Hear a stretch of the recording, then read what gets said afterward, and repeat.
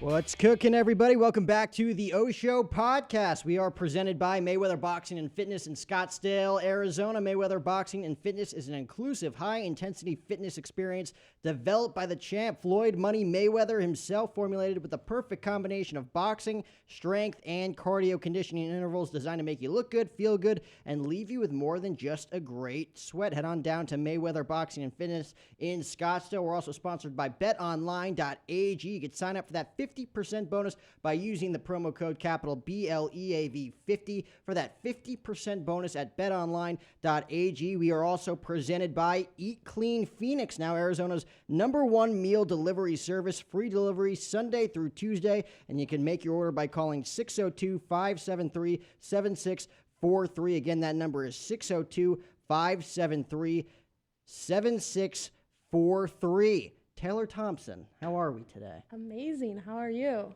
I'm fantastic. We met at the Grant Cardone. What was it? His 10X event that he was hosting? Or no, he opened up his new headquarters. Yes. Like literally like 2 minutes that way. Yeah, it's insane. Why were you at that event? I'll tell you why I was at that event, just to network with the business minds alike. I mean, if Grant Cardone is going to send me an email and says I can come for free, why not, right? Exactly. Chance to dress up, wear my suit. Yeah, so I actually snuck in. I didn't even know. Did you really? Yeah. They looked at my like ticket or like acceptance. They're like, okay, you're not like a multimillionaire. You shouldn't be here, but we'll let you in. I feel like there were a lot of people there like that, though. Yeah. Me and another guy definitely snuck in. It was a lot of fun.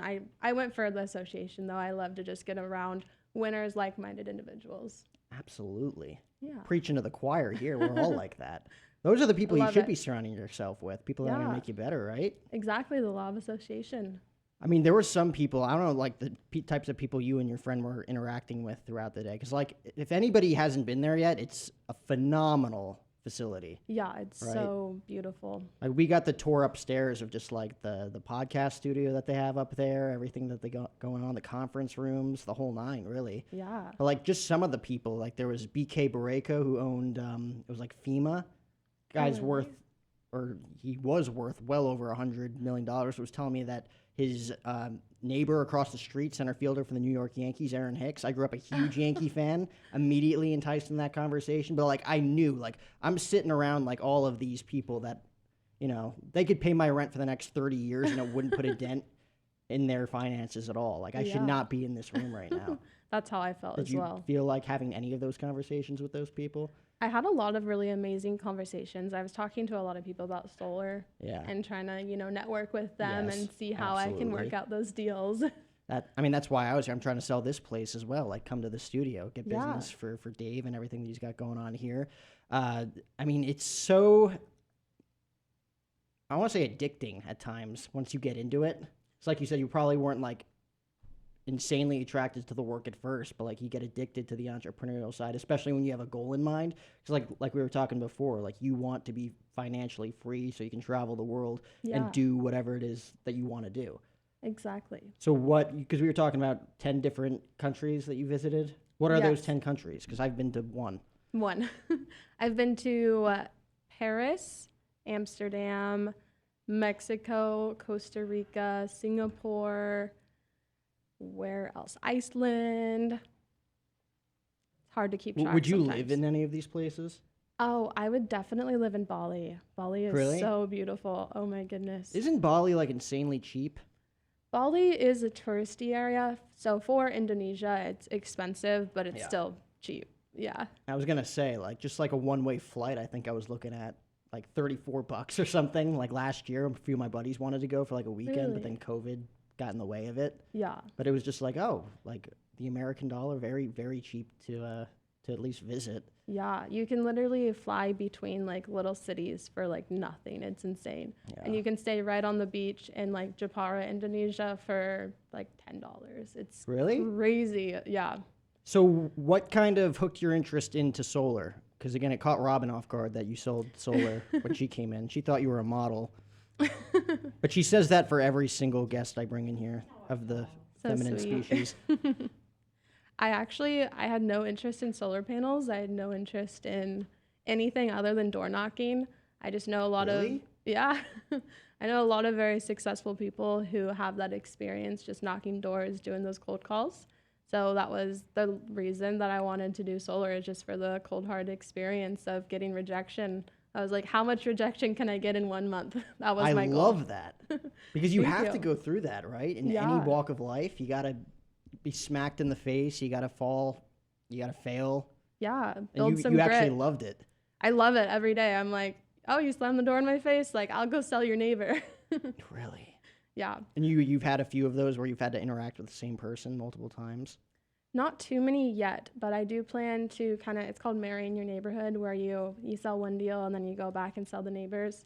So it's really fun to name drop and talk to people over and over again. And I accidentally knock their door and be like, what was our conversation? Oh, wait, but actually, and then still try to sell them. That's actually Yeah. better than them remembering and like hiding. It's Yeah. like I'm that type of guy where it's like if I don't notice someone at the door, I'm like immediately like get on the ground. You know, I'm not answering the door. That's how I am too. If anyone knocked on like my apartment door, I would probably like go hide. Yeah, which is very, very difficult. I feel like at least starting out because you said you sold 2 in your first week or 2 weeks. Yes. I was working, so technically it was 3 weeks, but I was only working 3 days a week. So I count it as like 2 weeks because I currently work Monday through Saturday. But yeah, and as soon as like my first deal closed, I got a call. I literally was going to the office and then going back to my job. And my boss called me and he's like, oh, you just had a deal closed. And then I walked into my work and someone called and was like, oh, are you guys hiring? And I was like, yes, we are. Hard work meets opportunity. Yeah. Right? Yeah. Where in Washington did you grow up?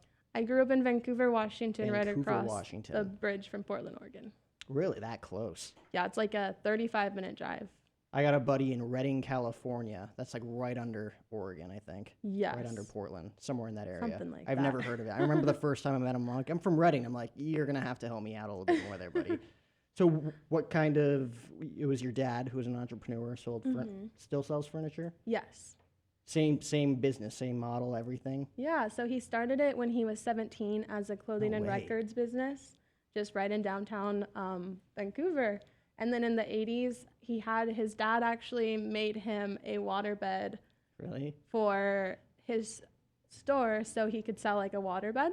And then from there, he just started networking and getting connections. And now he imports from Indonesia, Malaysia, Vietnam, China. And he has like so many different factories. He has connections with all the manufacturers in the US and all the warehouses and everything. What's it called? Just give it a cheap plug for a second. It's actually my necklace is our logo. No way. Yeah. It's called America the Beautiful Dreamer and also Born International because he also does wholesale. That's a fantastic name for a business. Thank you. It used to be America Clothing and Records and then started selling waterbeds. So that's where the Beautiful Dreamer came into play. And you always appreciated the fact that your dad was around as opposed to like someone working 9 to 5, even like literally like 100 hours a week, like never there. Like I Like you like were his saying to your lifestyle. mom. I like his lifestyle. Like if you're financially free, you're able to do whatever it is you want. Like obviously, like some people believe money's the root of all evil, but if you know what you're doing with it, it's like you can only help people. Yeah. Like if you help yourself, you're helping more. You have the opportunity to help more people down the line. As a kid, what were some of like your hobbies? Because like you said, you didn't have like a dream per se growing up. Yeah. So what did you do? As a kid, I was very like entrepreneurial from a very young age. I was always trying to sell this and sell that and figure out ways to like kind of work my parents into like buying me things so I could go to school and sell them.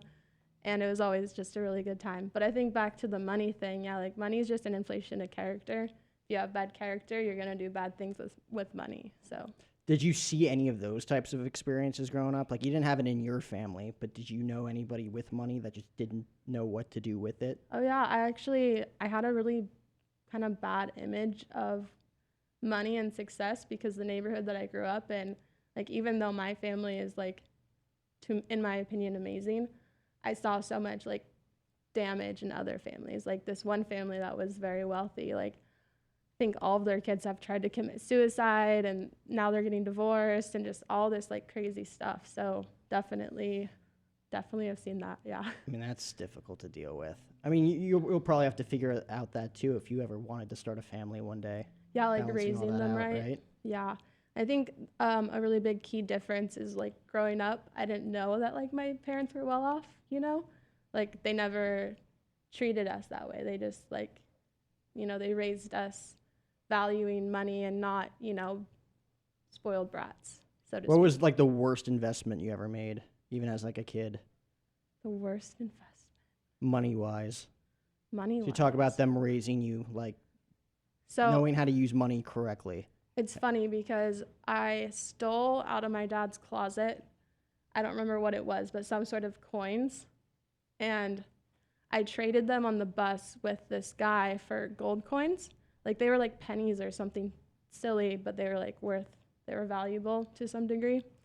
And I traded them for gold coins, like the little dollar ones. Yeah. I thought it was like the coolest thing. And like I got home and my dad was like, "What? You did what?" Probably an awful investment. Like, Yeah. did he tell you how much those were worth? No, now I want to ask him though because I never did. And I'm very curious now. Was he legitimately angry, or was just like, why would you do that? I didn't know he was angry until like a few years later. Really? He mentioned it, but my dad never showed like anger to me. So he never yelled at you as a kid? No, never. Oh, If that's nice. Yeah, if he did, it was like very rare, and he'd like always apologize after. Do you have siblings? I have 3 older brothers. Oh my God, that's why. Yeah. All of his yelling was, At them. yeah. That's insane. How older? And were they very protective of you, or We're do you guys have all good relationships? we're all 2 years apart, so 21. It's honestly perfect. Yeah. Yeah, it Was that planned? Yeah, my parents were on a calendar. My dad when I was really little, he spent a lot of time in China. And so, yeah, they had to be very strategic. It's actually really, my sister is 11 months younger than me, and 11 my months, brother is wow. about 2.5 years younger than me. So we were kind of back to back to back. Wow. Yeah. But 2 years apart, that's actually very strategic. That's really It was good. very strategic. Businessman. Do you have good relationships with your brothers? Are they cool? Yeah, my one brother, Connor, I adore him. He's actually inspired a lot of like my entrepreneurial stuff growing up. He was always like flipping just random stuff, flipping cars, selling everything he could on eBay. Like he'd find something around the house that no one was using. He'd be like, do you guys want this? We're like, nah. And he'd just sell it on eBay. Wow. Yeah. See, I'm still trying to figure out how to use money and make money. Yeah. It's fun. Use money to make money. Use money to make money. It's fun. Like you can, I used to go to PacSun, and if you buy stuff online, like super cheap, like their clearance, you can return it in store for full price. So I would literally do that. And then I'd go to PacSun back home in Vancouver. We had like a huge clearance section because it was like not a very like nice mall, like fashion square. So I'd get clothes for like $2 and then I'd sell them for like $15. So I'd spend like $5, turn it into 60, and then turn that into like however much else. Gee, so this was more of a hobby for you starting out. Yeah, I just really enjoy selling stuff. Do you guys play sports or like go to the movies or? We grew up, we were a huge like soccer family, and then I did like cheerleading in high school. It's funny because my parents actually built a tennis court and then didn't put us in tennis lessons. At all? At all. Just for fun? Yeah. They played tennis, but I'm like, don't you want your kids to do that also? Nice thing to do in the morning. Yeah. Right? That's funny. That's really cool though. Cheerleading is very competitive. I'm starting to realize. Yeah, I did like all-star. Growing up, I'm just like cheerleader or whatever, you know? Like if you want to get into cheerleading, that's fun. Go root for the football team, whatever. But like there's so many different competitions. Yes. You have to be so athletic too. Yeah, I did all-star cheerleading, so it was like I did also in high school like sideline, but I did mostly competitive. And was it very competitive? Like did you guys like do like a ton of different tournaments and Oh yeah, it was insane. Like every weekend for competition season, and we'd have like crazy trainings. It was very insane. any state titles? No. So with all-star competitive cheer, it's like nationals. Never made it that far, but it was a fun experience. And a lot of my coaches were like military guys, so they like would drill mindset and stuff like that as well. So when did you move to Arizona? Because you grew up in Washington, said you didn't like it very much, or like you just had to get out. Yeah. I moved here about a year and a few months ago. Wow, so you spent the first 20-odd years of your life in Washington then. Yes. And what was the breaking point for you? Actually, I had no intent to leave Washington. My goal when I was just started at my dad's company when I was 18 was I wanted to open furniture stores and then move to Paris. And then I ended up meeting a boy. And then It's always a boy. it's always a boy. He got me into multi-level marketing, and then our multi-level marketing group all decided to move out here. Really? Yes. How long of a decision was that? Like, how long was the process from like, okay, I'm interested to I'm moving? He told me 8 months before I moved, and I had never been to Scottsdale before. Oh, so you had it planned out. Yes. A So little you bit. You knew mostly what you were doing. Mostly. How long were you there doing that? Oh, the multi-level. Yeah. I did it total for 2 years, about a year in Washington, but I didn't actively do it. I was just kind of around it because of the boy, yeah. And then I actively built it for a year out here. Really? Yes. That's got to take a lot of discipline starting out too. Big Oh, yeah. move, totally something that you probably weren't comfortable with at first. Not at all. I remember we would call them like contacts. You'd go out and you'd find, people to share the opportunity with. I remember my first like contact. I went to Fashion Square and I asked this girl to be my friend. And that was like crazy for me. And then I actually ended up, I'm going to expose myself here, but I ended up getting a job at Press Coffee so that I could network with people there. And I'd get like 3 contacts a day, just like super low key. What, just serving coffee or? Yeah, I just talked to everyone that Why came would that in. be exposing yourself? Because I was like building a multi-level marketing company out of the coffee shop. See, I don't have a problem with that. You had to do what you had to do, right? Yeah, and that's actually a lot of the connections I made there have like been very amazing. Like the guy that got me into the Grant Cardone event, I met him there. Oh, really? Yeah. So it came full circle. It was worth it. Yeah, and then I met another guy who introduced me to like Arizona entrepreneurs and invited me to that event when I like first moved out Devin's here. a great guy. Devin's awesome. And then I ended up just like meeting a lot of other people and just have made a lot of great connections through building a multi-level marketing company, because when you're just chatting with everyone, you find connections outside of like your agenda. More people you know, the more you learn about people, the more you actually realize we're all alike, right? Exactly. Because it was like that Nick's podcast, Yeah. was it Just Growing, Just the Grow. podcast party, which was a great idea on his part to have Yeah. those parties. Because like not only are you there networking with people, but it was a cool vibe. Like it didn't feel like very like business. You could just show up and do it. Zach and I went to one of those. I don't know if he liked it too much. Yeah, he gave us the shoulder shrug, so I don't think he liked it very much. But I thought that was a great idea on his part. I think that's where we saw each other for the first time. I think it was the Grant Cardone I remember event. the Cardone event, and you came up to me, you're like, I recognize you from somewhere. And I'm like, I have no idea. Oh, yeah. Right? Yeah, you looked familiar. I still can't quite could have figure been, out yeah. where. It could have been that one. I don't know. I mean, we were both there, so that's what I'm going to assume. Yeah. But now you're working with Buckwise on something, right? Not currently working with him. He just offered me an opportunity, but haven't taken him up on it. Interesting. Yeah. Interesting stuff. You went to Cancun, was it, this past week? Yes. How was that? It was insane. It was such a good time. Yeah, basically, as you know, like 2 days before they were going, they've had this trip planned since summer, and my boss really just wanted me to go. And Yeah. he's like, do you want to go? I'm like, yeah, I want to go. So what'd you guys do specifically? It was just like you guys were just hanging for a week? It was an all-inclusive resort, so it was just drinking and playing gambling games, dice games, swimming, snorkeling, boating. All the fun stuff, All the man. fun stuff. Just a party week for sure.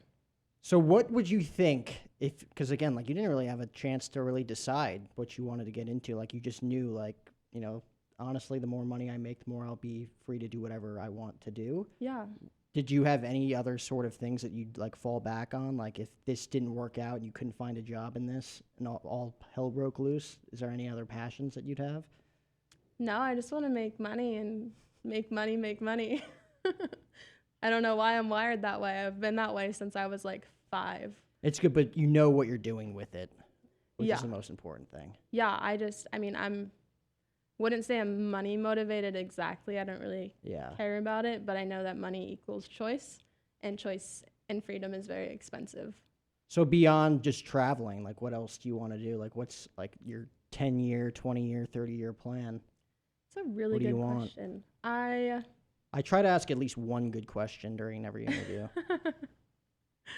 I I don't really know. I mean, I just am so focused on right now and personal development and building leadership and foundational skills that I know that I'll do something amazing with it. And what that is, I think will naturally just happen. I mean, I just called my dad the other day and I was like, why furniture? Why this? Why that? Yeah. And he's like, everything just fell into place. Everything just, you would just attract what's meant for you. And so, I mean, I should have long-term goals and visions for my life, but I also think that just being in the moment and letting life take you somewhere is also really cool, because that's how I got to Arizona. That's how I started selling solar, and it's all going really well. You honestly like don't even have much expectation that way. Like if you Yeah. like set a specific goal and it doesn't work out, you're kind of disappointed. At Yeah, the same time, kind of just living freely and loosely like that, you're able to just like find what's meant for you. Right? exactly. That's actually really cool. Yeah, because when I was little, I mean, when I was 12, I wanted to be a nurse. I wanted to go to nursing school, and I wanted to move to California and live like super, like below my means, and then like invest the money. And I don't know, 12-year-old me doesn't know after that, but and then I found out that that's something I did not want to do. And then I had my whole like, oh, I'm going to open furniture stores and move to Paris. And then, life took me somewhere else. And I'm so much happier now where I'm at. So I think if I just continue to let life take me where I'm meant to be, obviously with intentional living as well, I think that it'll all work out.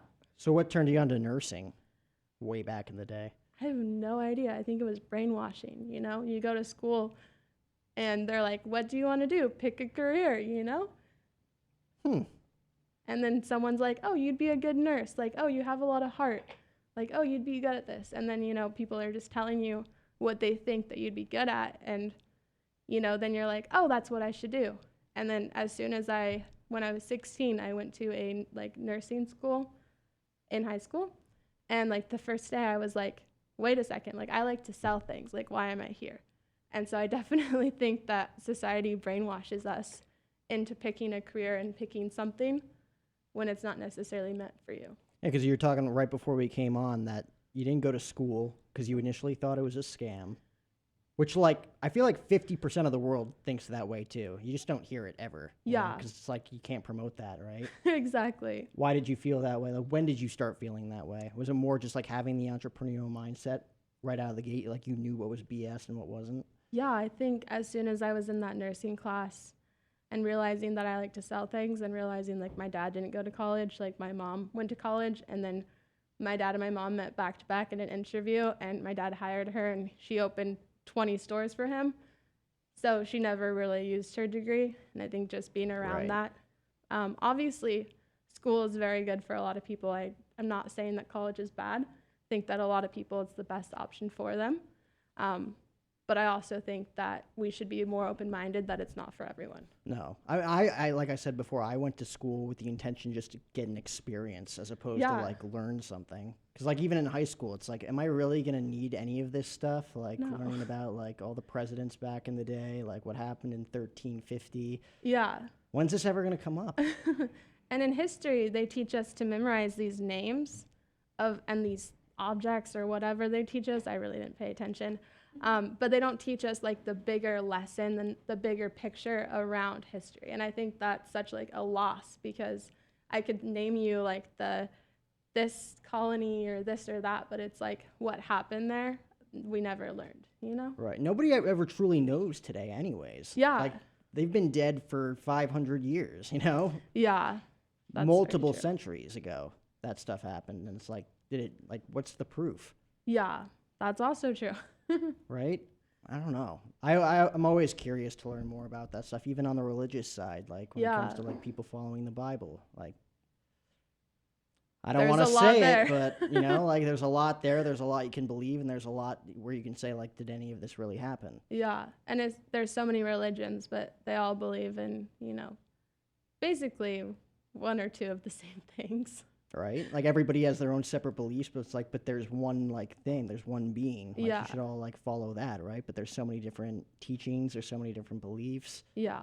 It's just hard to keep up with. So much out there. What flavor bang is that? The Perfect segue to blue- bang. Blue Raz. They've been changing up the marketing scheme. Like usually Blue It's Raz because is like they're the getting black. sued. Why? Because all of the stuff that's like in it isn't actually in it, I guess. Like all the vitamins and stuff. Well, that I knew already, Oh, but I don't still drink actually drink these typically. They just had them at the office, so you like them? Are you gonna be hooked? they're all right. I I like can't Rainbow drink it all. Unicorn. I like Miami Cola, which is basically Coca-Cola with creatine. Yeah, Well, who knows if there's creatine in it now that who knows? I don't think so. I had one the other night at like 9 p.m. because I needed 9 to p.m.? stay up and do stuff, and I was up till 4. I'm like, this is not good. You Yeah. can't have that unless it's in the morning, like That was 10:30, me 11 a.m. last night. I went to bed at 5 a.m. because I had like a coffee at 4. I'm like, why did I do that? Oh, no, you can't do that. So what is, do you plan on staying in Phoenix or Scottsdale or wherever you're staying for a long period of time, or are you just going to bounce around? Because like right now, like you said, you want to travel, but Yeah, I have a year lease right now. So next February, my lease is up. I would like to go somewhere else. I think either Florida or Texas. I've always Really? wanted to move to Texas. where in Texas? I don't even know. I've never been there. I keep wanting to travel to Austin just to check it out because they say that's Yeah. like the #1 city to live in the world today, or at least in the Really? country. I got family in Dallas, Frisco. My roommate's from Houston. Okay. So Texas definitely. Florida, we're in Florida. Florida's hit or miss. Yeah, I don't know about Florida either. I just want You've to. never been? I have been to Disney World, but that's it. Yeah.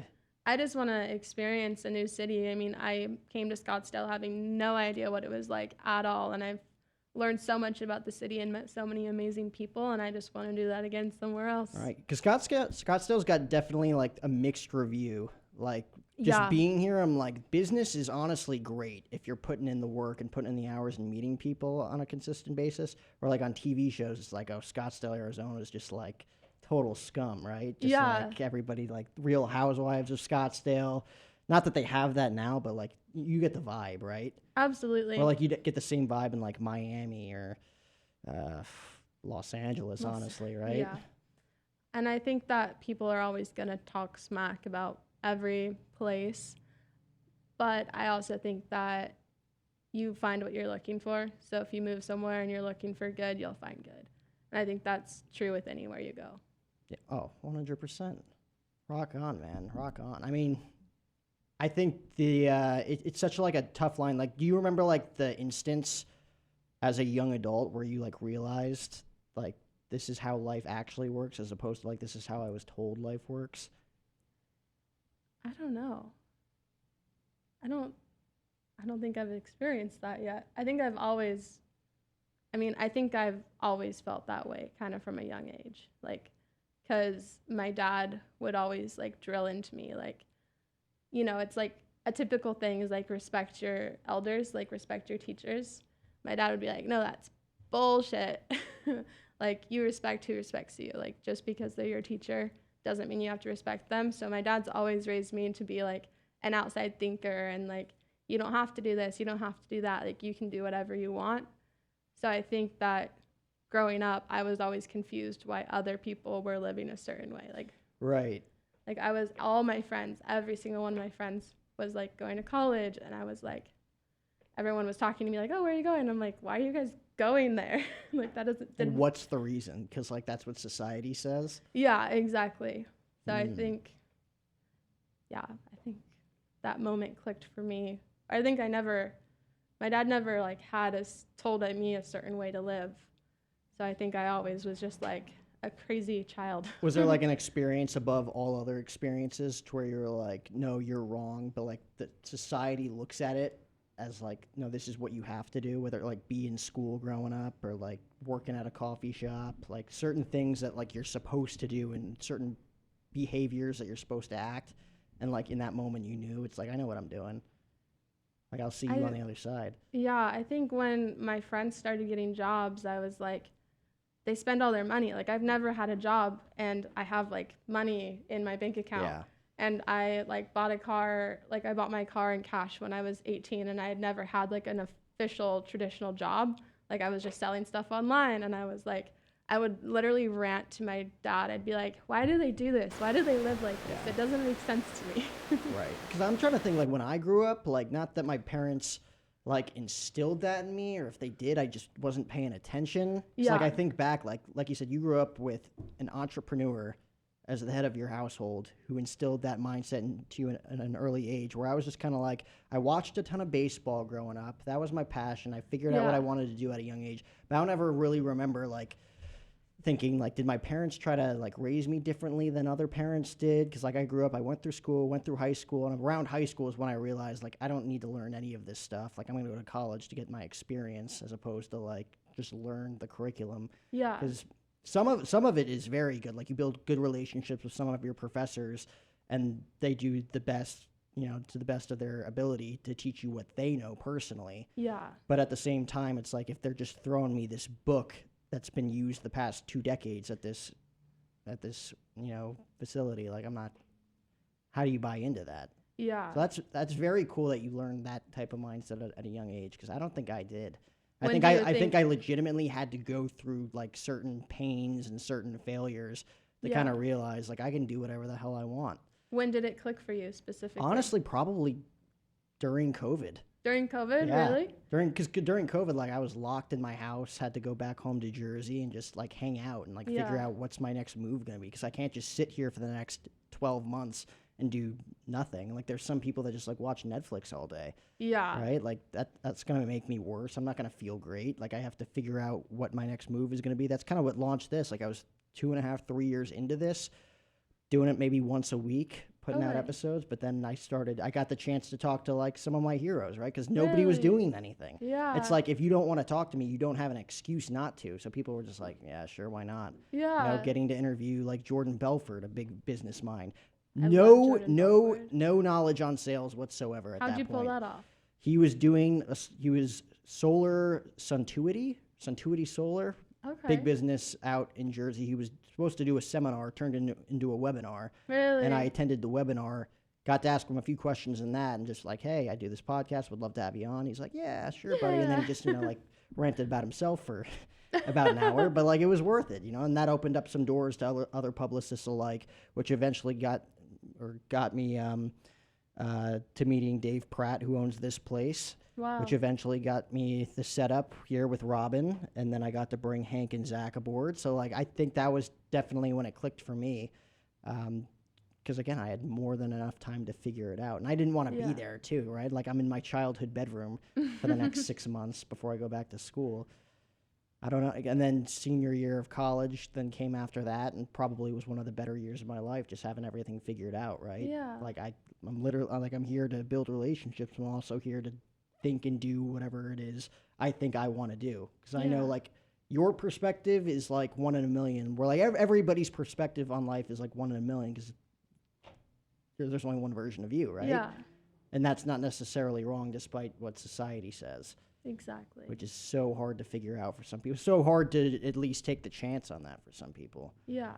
So you say it clicked for you like during COVID, but before that you obviously like had the entrepreneurial mindset. I had the foundation. It's just like things like, you know, there are certain barriers I had to break through. Yeah. And once I figured out like my opinions actually, like it's not like they're wrong or right. It's just like maybe nobody's ever seen them before, right? Yeah.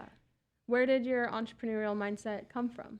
Whew, I don't know. I guess growing up like right outside Manhattan in New York City, it's go, go, go. Like Yeah. we were raised, you know, I don't want to say like tough, because we definitely, like some things about me still aren't tough at all, right? I live with 4 girl roommates too, so it's Really? like I've probably softened up more so in the last 12 months than at any point in my life. But Probably. just growing up, I had New Yorkers and I had Bostonians to look after, or not, they looked after me, right? Yeah. So like we were raised like, you know, fathers, uncles yelled at us when we did something wrong, you know, like we were toughened up at a young age to the point where it's like I came here, and it's not really that way here. So I kind of was able to, because again, like I grew up watching baseball a ton, immediately was hooked. I was like, I want to do play-by-play commentary because I know I'm not going to be good enough to play. Yeah. Played sports throughout high school, awful, Awful. basically like a pinch runner throughout my entire high school experience, right? That's all I did. Really? I was there for the camaraderie of the team, getting to hang out with my friends and getting to go on trips and stuff. That was what was in it for me, but I The fun knew, part. like looking back at it, I wish I had like reached out to my athletic director, been like, I want to do like announcing for the high school because no one else was doing it. So like, I Yeah. kind of regret that. I wish I got into it a little bit earlier, but yeah, by the time I got to college, I'm like, this is what I want to pursue. And then it kind of morphed into entrepreneurship, right? Yeah. Starting this, getting to a point where it's like, oh, I can monetize this and do it for a living and not just for a hobby. Like I was kind of a late bloomer when it came to a lot of stuff on the monetization and sales and business side of things. But yeah, I'm still learning. That's I'm so still awesome. learning every day. This is a learning experience for me right now. Yeah. Just getting to pick your brain about certain stuff. Yeah, I'm definitely learning from you as well. Like what? Like this is so cool. But what specifically have you learned from being here? That guess you you could can say. Put you on the turn spot. a podcast that you started doing once a week into this. You where- listening, Zach? You listening? You taking notes? Like, that's Yeah. so cool. That's such an awesome accomplishment. Thank you very much. And I mean, you're only going to take it so much further as well. And you're just going to continue to As learn. long as we keep saying that, right? Positive reinforcement. Affirmations. My lock screen is all affirmations. Oh, that's cool. And my home screen. Read off a few of those for me if you don't I mind. would love to. So I think that's very important, especially to wake up and like every time you click your phone open to see some of those. Yeah. Here, let me clear my notifications. Why won't it let me? I'm grateful for everything in my life because everything happens for me. I can do anything I put my mind to. I focus on progression every single day. I learn from all negative experiences and create change in my life from them. I surround myself with positive association of people who want to see me win. I am in control of my life. All of my results, positive or negative, are my responsibility, and everyone wants me on their team. Everyone? Everyone. Really? I mean, it's my affirmation. It's what I'm programming. Yeah, reinforcement. it's what I'm programming my brain to believe. Did you have anybody specific in your life that you'd look at as a negative reinforcement? Not to put Negative them on the spot, but like someone that you just look at like you love them, or maybe you hate them. I don't know. But like someone that you look at and like, I just don't agree with the way that you live your life. It could be so much better for you. That kind of inspired you to go one way. I think just being around all my friends who are going to college, kind of like I'm a little bit rebellious and a little bit like defiant. So I'm like, if y'all are going there, like I'm going this way, you know? Just awesome, right? Yes, I think just growing up in a very like cookie cutter like school district, it was like, and then my dad always talking into me, it was like, so it's like home life, like that was where it was set. Like you don't have to think or act a certain way if you don't want to, but at the same time, like society where you grew up was very cookie cutter, very like, yes, you grow so up, you go to cookie school, cutter. you graduate, you get married, you have kids, you work 9 to 5, Yeah, very no small, real passions. very small Christian school. I mean, it wasn't like Christian, but everyone that went there was basically Christian. So it was like cookie cutter, do no wrongs, small town, country vibe. And then I'd go home and my dad would be like, yeah, F that. Did you learn besides from your dad? Like, is there any other specific mentor that you've had that you've learned like a ton from in a positive way to where like the results have been astounding? Because again, like you've had your dad your entire life, but are there any other like big entrepreneurs that you've associated yourself with that you look at and be like, they think a little bit differently, but at the same time, like they're not wrong? I think I have a lot of awesome friends that we're always like bouncing mindset off of, and I learned so much from a lot of different people. I don't have one specific person, but that's definitely something that I want to change. I want to have more mentors in my life and more people to grow from, and just I also want to have people who look up to me and people that I can mentor as well, because John C. Maxwell always says, be a river, not a reservoir. Oh, that's a good quote. I love John C. Maxwell. Me Just ordered his too. book. Which one? Whatever the latest one was. I literally saw it off of like an Instagram sponsor. I'm like, click. Is it Everyone Communicates But Few Connect? Yes. Because he did a seminar with one of my guys that I've been able to be mentored by, Ken Jocelyn, who's actually one of Grant Cardone's licensees too. Oh, wow. Because they did an event in Atlanta a few weeks ago that I was trying to get out to. But yeah, all of his books are really phenomenal. They all are. What else have you read from him? I don't know any of the titles, I'll be honest. I literally just like take notes. Like I take my highlighter and take the things that I take away from it and then just look back at them later. But I'm like, he's very successful. He knows what he's talking about, but I don't know the names. Any of the names. I have so many books at home just on a log. I don't know any of the names. How many books do you have? I don't know. Like, I try to read 2 a month. 2 a month. That's awesome. I take one book that's going to be educational, something I can learn from, and then something that's fun, like a biography. Okay. Right? So right now, I'm going to read the John C. Maxwell book, and I'm also reading a biography on Slash from Guns N' Roses, because I'm a big rock and roll music guy, too. Yeah. So like I try to keep it fun, where it's like, okay, this one's going to be a grind, but I'm going to learn from it. This one's going to be fun. Yeah. Or hopefully I can interview Slash and talk about some of the things that he's done, right? Yeah, that's so cool. What got you into that habit of reading all the time? I've always loved. So again, like to go back to when I was 5, wanted to be a sportscaster, was always a writer. Okay. Like I've been to hundreds, maybe even like 1,000 different sporting event concerts, anything along those lines, right? And I always documented them. I always wrote down my experience, like in like a little article. You know, I don't want to call it a journal because that kind of makes me seem weak, but you know, like it was basically like a journal. Like I'd write down everything. I'd keep the ticket stub from all the events and put it in the slide. I'd laminate all of them. Really? Still have it at home. I haven't done it in a while, but I still have that in like under my bed in New Jersey. I did that for like 20 years. 20 years. So like, and that's when I kind of knew like, oh wow, I have all this documented where like, I'd probably forget all of this, right? Yeah. Like sometimes I look through it, I'm like, holy shit, I totally forgot that happened, right? It's crazy. So how important that to write happens. things down. Yeah, or even just like looking, like when I was back home in Washington, I hadn't really been there in a year, and I was looking through some of the things that I left, and I was like, just shocked by the things I'd remember by seeing different things, you know? Right. Yeah. It's so important. Like, do you have, like, I'll use the word again, journal. That you write in every day? Do I? Yeah.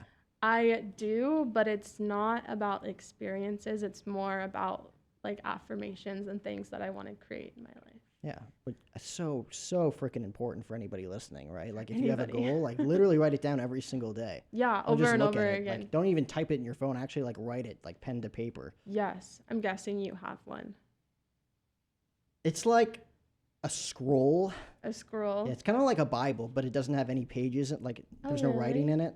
It's actually really nice. That's cool. It's like a man journal. A man journal. Okay. Yeah. That's really cool. What do you like write about specifically? Oh, just everyday goals. Like whatever honestly, everyday goal, long-term, 20, 30-year long goals. Yeah. And at the same time, daily things because like if I don't balance out my day, I'm going to get stressed out very quickly. Yeah. Especially trying to balance out like starting a full-time job soon with doing this at the same time, you know, gonna have to balance all of that out because that's gonna be like a lot, 90 hours a week, right? Yeah. Are you excited? I'm totally excited. I love challenges. Me too. That's awesome. I love getting knocked down and figuring out how to balance it. It's like you're never gonna learn unless you fail, right? Exactly. What was your biggest failure in life that you learned from? Failing forward. Another John C. Maxwell book. I have that one. You have I actually know the name. It's a good one. Failing Forward. He came out with that one when? Like it's been out for a little bit. Just like a few years though, right? That was one of his more recent ones. But what's your the biggest failure that you learned from in life? I'd say the multi-level marketing business that I did because I did it through COVID.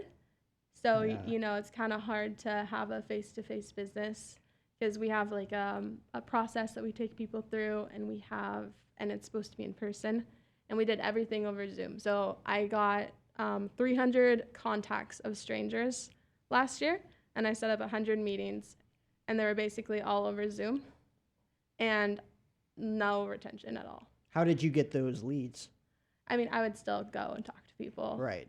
But yeah, just talking to people everywhere I went, whether it was where I was working, where I was getting groceries, gas, food, literally anywhere, I'd just be like talking to people. I literally, like, same way, like I reach out to around, I think my goal originally was 200 people every week to reach out to come on the podcast. That's so And cool. if I get like 80 people, like that's under 50%. Yeah. But like 80 people is a lot of people to talk to. That's right? a lot. Yeah. If you're putting out like 2-3 episodes a week too, like that has me set for the next 6 months. Yeah. Where do you find these people? Instagram. Because most people, at least if you're business minded, you list your email and phone number on your Instagram. That's true. Which is probably where I found most of my people, and at the same time building relationships over the years with a few publicists, people who know certain people. Like you said, like every time I invite someone in here, it's like, oh, I know a buddy that'd like to come on, right? Yeah.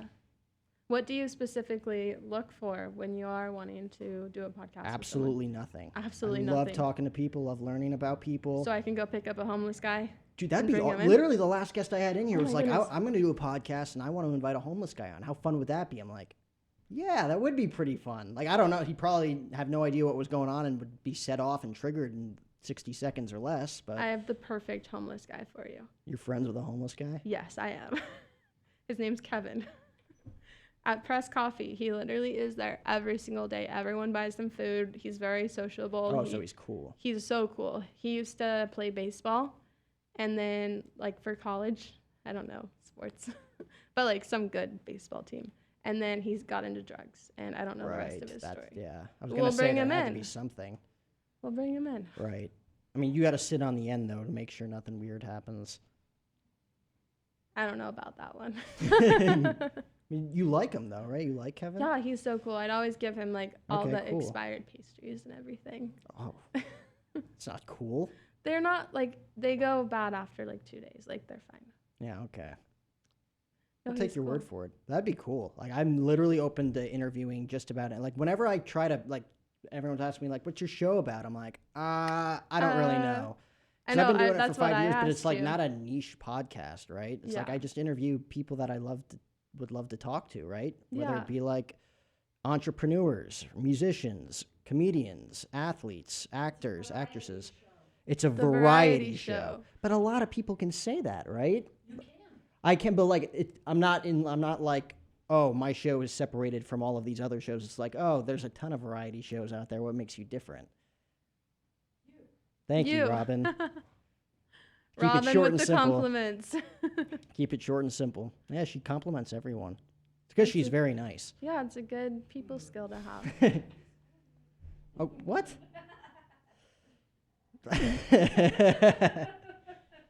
No, she has had a ton of great experiences. Yeah. Yeah. Like literally what you were saying before. Owned businesses, WCW, No. Glow. Glow. Not WCW. Pro wrestler, though. For a short time till he fired me. It worked, So though. they fired you? Yeah. Well, I was underage when they hired me. They just didn't know it for 2 years. And then when they found out, got the axe. And if you watch the first episode of Glow on Netflix, the girl they called Jailbait, a lot of people tend to think that's about me because they didn't check our IDs when they would hire us. So that scene, I had everybody going, was that about you? I'm like, hell, I don't know. I'll take it. That is too funny. No, but like, what would you say is like, because again, like you've been through so much, what would you say is your biggest failure that you've learned from? Even if it's just as simple as just like a quote. I think it's more about experiences because the biggest failure was when my husband died. I felt like I was cheated. I had only been with him 17 months. We were only married 7 months when he died. Yeah. So then within 3 or 4 years, I met someone else and I didn't pay attention to the red flags. So my biggest failure in life was getting into that relationship and not paying attention, ignoring all the red flags, and then breaking up a year later when things happened, but taking him back because I felt cheated Yeah. out of that relationship where he died. And I wanted to stay, keep that love I had for this new guy. I couldn't live without it because love got taken away from me. So I brought it back. So that was my biggest failure in life, but it taught me a lot. It's a great answer. That is a great answer. It is because, as you guys said, failure is where you learn everything. And that thing where they say failure is not an option, I say that's bullshit because you have to fail in order to learn. And you put the stepping stones underneath you and you use them as your building blocks.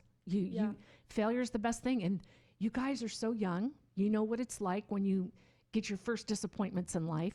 you just kind of like let it roll off your back and keep going. Exactly. Yeah. Wow. They say the most successful people aren't better than you, they've just failed more. Yes. Like there's not one successful person that hasn't failed miserably in Yeah, their life, right? exactly. Wow. I mean, that's very, because again, like, how do I say this?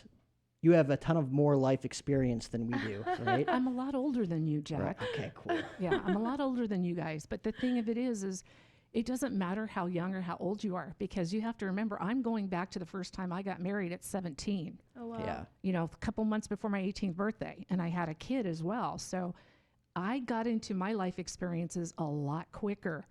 And you guys don't have kids, you're not married yet. So this is the time where you really get to establish who you are. I did it backwards. I did it with a kid in tow. And, you know, I went after what I wanted to do in my dreams, but I also had to make sure I had the jobs that paid the bills because I had another person that depended on me. Yeah. So this is where you guys get to set yourself up when you're young. Do everything you want to do before you settle down, because this is it. This is the best part of life you have right now until you have to get married, have kids, and then change everything. And I love what she said. When her lease is up, she's probably going to go somewhere else. Yeah.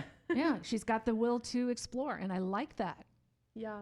That's what it's about. It's about exploring. You left Jersey, and you're here now. You don't have to deal with shoveling sunshine. No, I do not. This Yeah. time of year especially, they just had a blizzard. My mom was in town last week, and she had to leave 3 days early because there was a blizzard, and her work sent her home early to avoid the blizzard. Oh, wow. She was more bummed about it than I was, but Well, just tell her she can come stay on your couch anytime. that's not true. Is that a part of your plan? To stay on Husband, someone's couch? kids, all of that stuff? Oh. I don't think that's anyone's plan. It's funny. I was actually All of supposed this just to stay on someone's couch. Couch surfing. I was actually planning to get married in 20 days. Really? Yeah. Planning? Before we broke up. What happened? If you don't mind, you don't have to share. We just no, you're good. We just he bought me a ring and we broke up. It was that simple? Pretty much. No. Pretty much. It's more complex. She's not going to talk about Right. it. I'll It's talk That's about true. it. It's What? not emotional. Really? Yeah. Wow. Yeah. She's going to go far in life with that. All right. Thank you. I definitely want to hear that story, but we don't have to do it on air. So I'll wrap it up. Either way, I mean, I'll tell it on air. I respect you too much. This was episode 487 of the podcast, guys. Remember to head on over to Mayweather Boxing and Fitness in Scottsdale, Arizona to get your membership today. Hank, hit the lights now.